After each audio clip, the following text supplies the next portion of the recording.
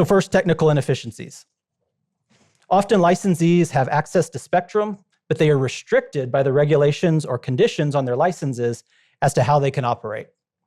In general, these restrictions are intended to allow multiple operators to all use the same frequencies. That is, they're sharing the spectrum. There could be other commercial operators or federal operations that need protecting, and in order to do so, a licensee will have to follow certain limits, such as power limits or perhaps conditions placed on their licenses as part of federal coordination. Now, perhaps the most prominent, at least right now, of these limits are EPFD limits on fixed satellite service. These limits were set in the late 1990s and are a way to protect GSO satellites from interference by NGSO systems, or non-geostationary orbit systems. However, there is good reason to believe that these limits may be over-restrictive and that there could be a different approach which will still protect the GSOs but allow NGSOs to operate at much higher power levels.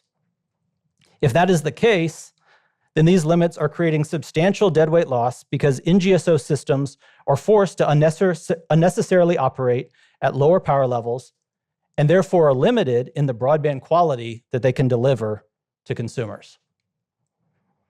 In fact, both of the major US LEO constellations that are delivering consumer broadband or anticipate doing so, they expect that if they can operate at higher power levels, they will be able to deliver fiber-like service, perhaps in excess of 1 gigabit per second. As someone who has worked in broadband policy for a long time, a lot of stuff with USF, a lot of stuff with rural deployment, the fact that we are on track to have 2 LEO constellations capable of fiber-like home broadband, in addition, by the way, to many terrestrial fiber builds that are probably going to be subsidized in many cases, this is a really unbelievable turn of events.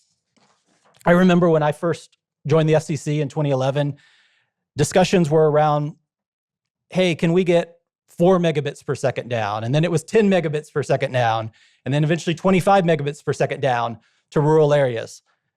Now we're already seeing 200 megabits per second down available in rural areas, and as I said, gigabit speeds in view.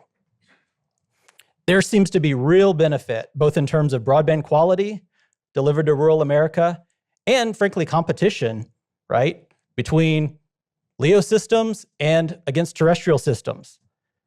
Lots of benefits that we would be passing up if we didn't deal with some of these inefficiencies.